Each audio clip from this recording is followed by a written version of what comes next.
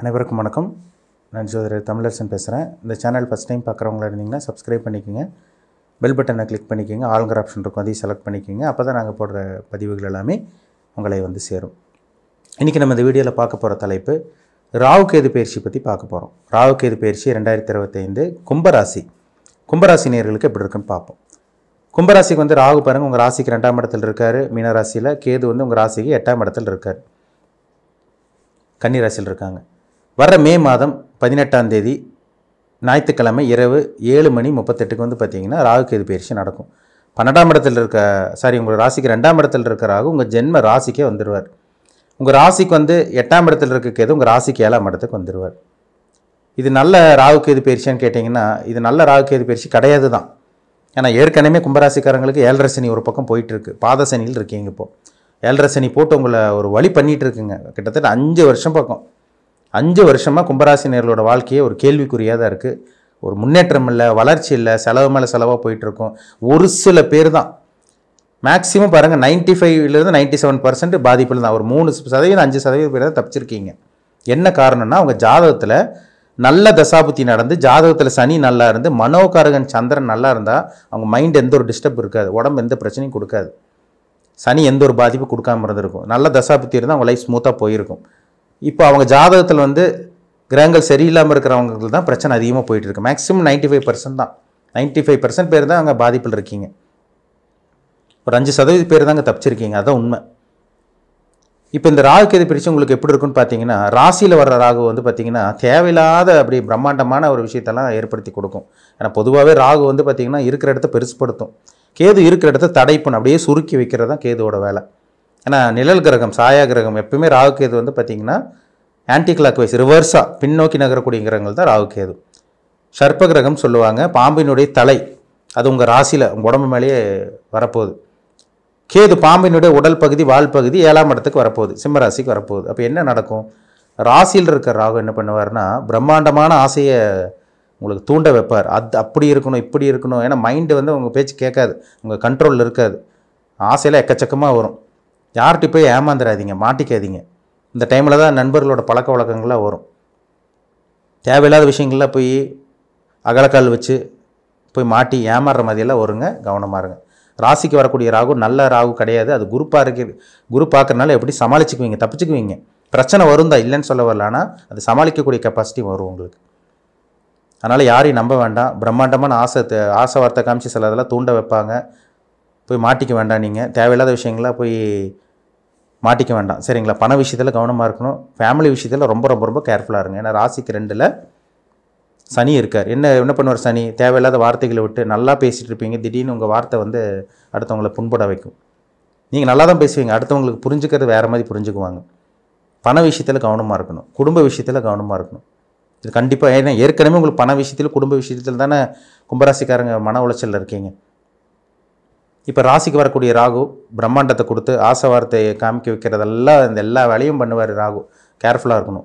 7ஆம் இடத்துல கேது என்ன பண்ணுவார்னா, 7ஆம் இடங்கிறது நண்பர்கள் குறிக்கிற இடம், தாம்பத்திய வாழ்க்கை, இல்லற வாழ்க்கையை குறிக்கிற இடம், கணவன் மனைவி குறிக்கிற இடமெல்லாம் 7ஆம் இடம் தான். கணவன் மனைவிக்குள்ளே கருத்து வேறுபாடு வருங்க, கவனமாக இருக்கணும். 7ஆம் இடத்துல கேது இருந்தாலே கணவன் மனைவி பிரிகிற மாதிரிலாம் வரும், கருத்து வேறுபாடு வரும். நண்பர்களுக்குள்ளேயே அப்படியே கருத்து வேறுபாடு, மிஸ் அண்டர்ஸ்டாண்டிங், தேவையில்லாத பிரச்சனைகள், ஒன்றுமே இல்லாமல் இருக்கிறதுக்கெல்லாம் பிரச்சனை ஸ்டார்ட் ஆகும். நண்பர்கள் விஷயத்தில் கவனமாக இருங்க. கூட்டு தொழில் ஆரம்பிச்சிடாதீங்க கும்பராசிக்காரங்க. கூட்டு தொழில் விஷயத்தில் கவனமாக இருங்க. புதுசாக தொழில் ஆரம்பிக்கிறவங்களாம் பார்த்தீங்கன்னா யோசிச்சு முடிவெடுங்க. உங்கள் ஜாதகத்தை பாருங்கள், நேரம் நல்லா இருக்கா இல்லை மோசமாக போயிட்டு இருக்கான்னு பாருங்கள். கணவன் மனைவிக்குள்ள கருத்து வேறுபாடு லேஸ் அப்படியே விரிசல் வரும். ஒன்றுமே இல்லாத பிரச்சனைக்கெல்லாம், ஒன்றுமே இல்லாத விஷயத்துக்கெல்லாம் பிரச்சனை வரும். அதனால் எச்சரிக்கையாக இருக்கக்கூடிய காலகட்டம் தான் இந்த காலகட்டம், சரிங்களா? உங்களுக்கு குரு பயிற்சி உங்களுக்கு சாதகமாக இருக்குங்க. எல்லாம் பிரச்சனை எப்படியோ உங்களுக்கு அப்படி இப்படி பிரச்சனை வந்தால் கூட உங்களுக்கு இந்த ராசி பார்க்குற குரு எப்படியும் உங்களுக்கு சமாளிக்க வைக்கும் உங்களை. ஏன்னா ஒரு இருள் கிரகம் உங்கள் மேலே இருக்குது, 7.5 சனியோட கடைசி பகுதியில் இருக்கீங்க. அப்போது இருள் மேலே ஒரு ஒளி படுறதுனால பிரச்சனையை கொடுத்து இந்த குரு வந்து அதிலிருந்து வெளியே வர வைப்பார். பெருசாக போய் மாட்டிக்கிற மாதிரி வராது, சரிங்களா? அதனால் யாரையும் நம்பாமல் இருந்தீங்கனால தேவையில்லாத பிரச்சனை உங்களுக்கு வரப்போகிறது கிடையாது. நீங்கள் அமைதியாக இருந்து நீங்கள் பாட்டுக்கு இருந்துட்டு நீங்கள் பாட்டுக்கு ஃபேமிலியை மெயின்டைன் பண்ணிட்டு ஃபேமிலி பார்த்துட்டு இருந்தீங்கனால பெரிய பாதிப்பு உங்களுக்கு வராது.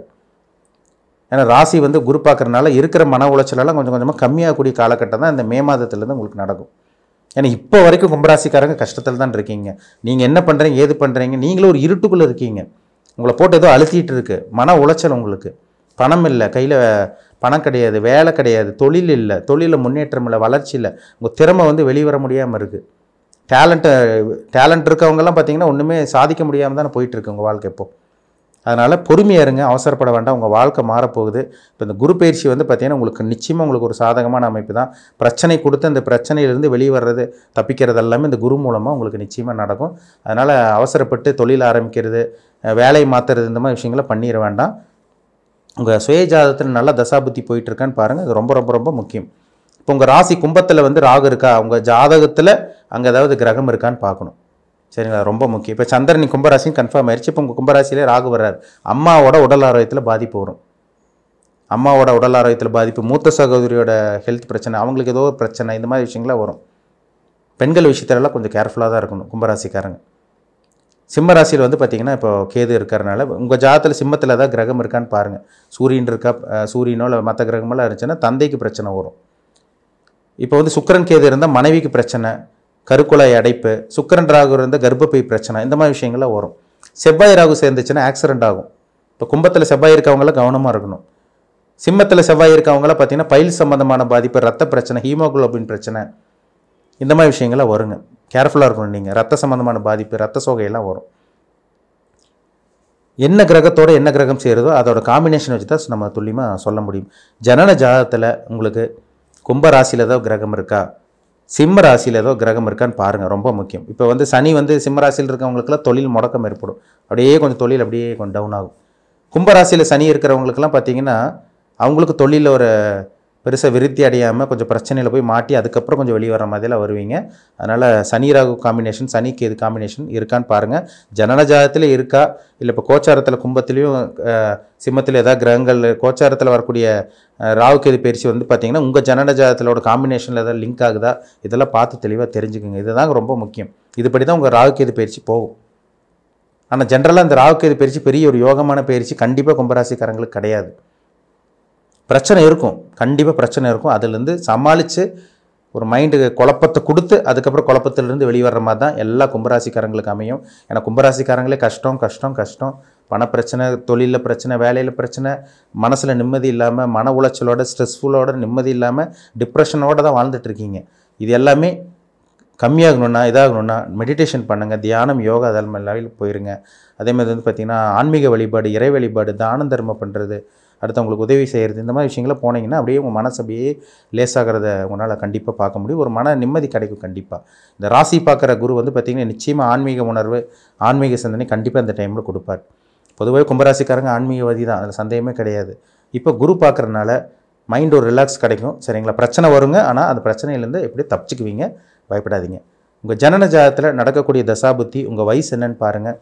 இனி என்னென்னலாம் உங்கள் வாழ்க்கையில் நடக்க போகுது, இனி எந்த விஷயத்தில் நீங்கள் கவனமாக இருக்கணும், எப்போ உங்கள் வாழ்க்கை மாறும், எப்போ நீங்கள் லைஃப்பில் செட்டில் ஆவீங்க, இது எல்லாமே உங்கள் தனிப்பட்ட ஜாதகத்தை பார்த்தா தான் நம்ம டீப்பாக தெளிவாக நம்ம துல்லியமாக சொல்ல முடியும். சரிங்களா, மீண்டும் அடுத்த பதிவில் சந்திக்கும் வரை உங்களிடமிருந்து விடைபெறுவது உங்கள் ஜோதிடர் தமிழரசன்.